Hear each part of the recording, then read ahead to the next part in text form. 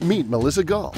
For every presentation, she brings along a cast of characters who demonstrate excellence and how your company and organization can get there. The first is her mother, the Oscar-winning actress Ann Baxter. Her godmother, the legendary costume designer and winner of 8 Academy Awards, Edith Head. And last, but certainly not least, her great-grandfather, the iconic American architect and lifestyle pioneer, Frank Lloyd Wright.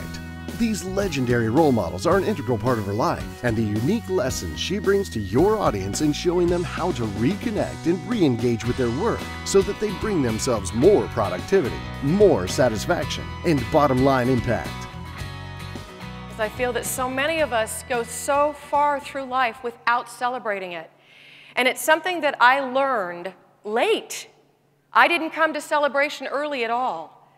But celebrate your life is about finding the opportunities in every day, about turning ordinary into extraordinary. It's about renewing and rediscovering our gratitude and the abundance of our blessings.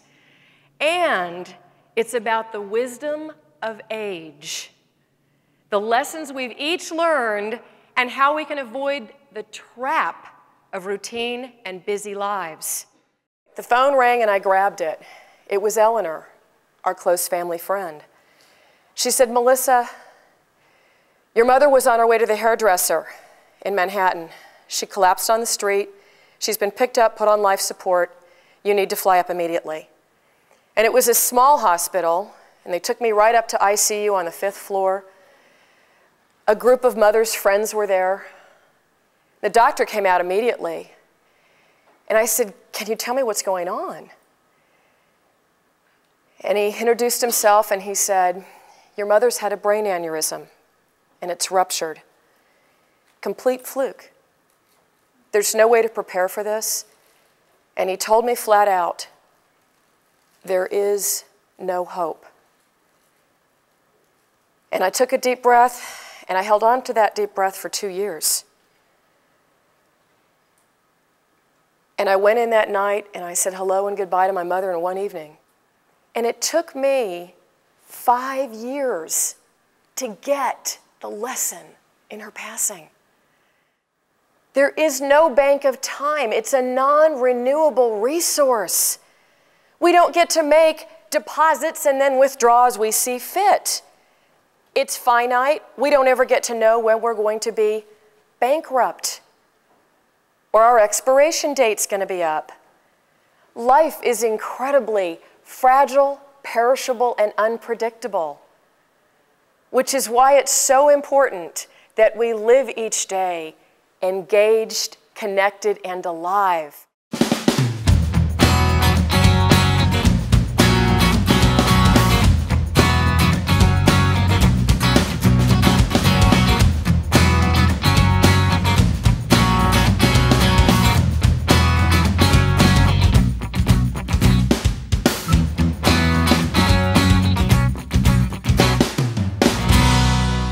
And then I went to New Zealand, in Queenstown, and I landed in Queenstown. I went to the hotel and I said, "What's New Zealand known for?" And they said, "Extreme sports." And I'm like,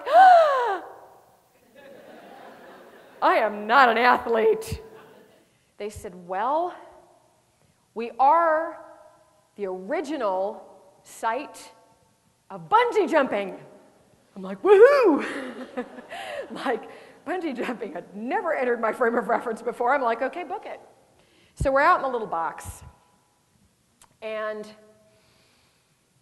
they're watching each other jump. And they're not my friends. I'm not watching them jump. And they're getting really scared. And I'm like, oh, this is a piece of cake. I'll just look out the back. Thinking, no fear, no fear. I'm looking out the back. There's jackrabbits, scrub brush, no big deal. Melissa, I'm up. I'm the last one. I take a step forward. You can't go very far in the box. He gives me the once-over. Feel like I'm on a Match.com date, you know? Way too much experience with that, a little uncomfortable. Gives me the once-over and he says, "You got to change your shoes." Now, let me give you a little aside here.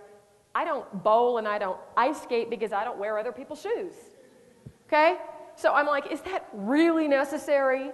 And he's like, "Well, you are going to have the bungee cord around your ankles." I'm like, "Yeah." "And you're wearing slip-ons." I'm like, oh. I said, have you got a pair of lace-ups? He goes, yes, I do. So, as luck would have it, I took a seat and I changed shoes. And I put the lace-ups on, much to my disappointment. And I get out there to the edge, and I am prepared for my swan dive moment. I'm poised. I'm ready. I'm anticipating. I'm thinking no fear, and they're starting that countdown. 10, no fear. 9, no fear. 8, no fear. 7, I jumped on 7. I blacked out for 10 seconds. I open my eyes, I'm bouncing up. All I can remember are the instructions I'd been given.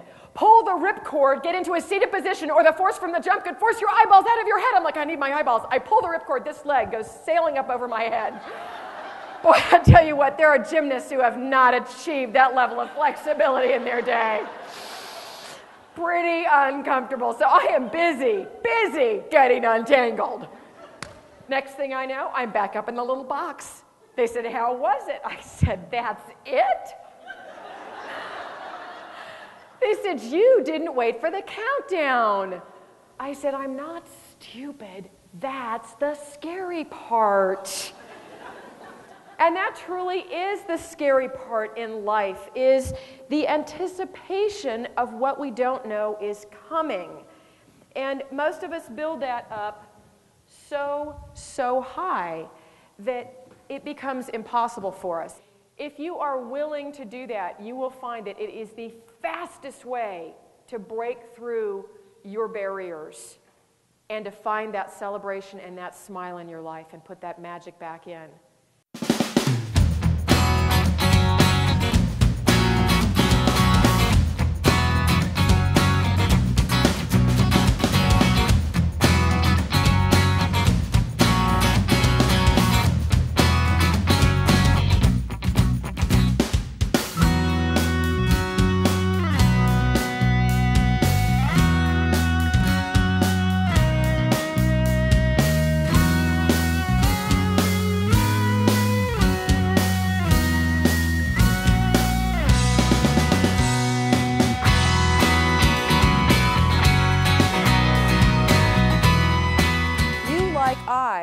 Were raised in the generation that left personal at home and brought business to the workplace.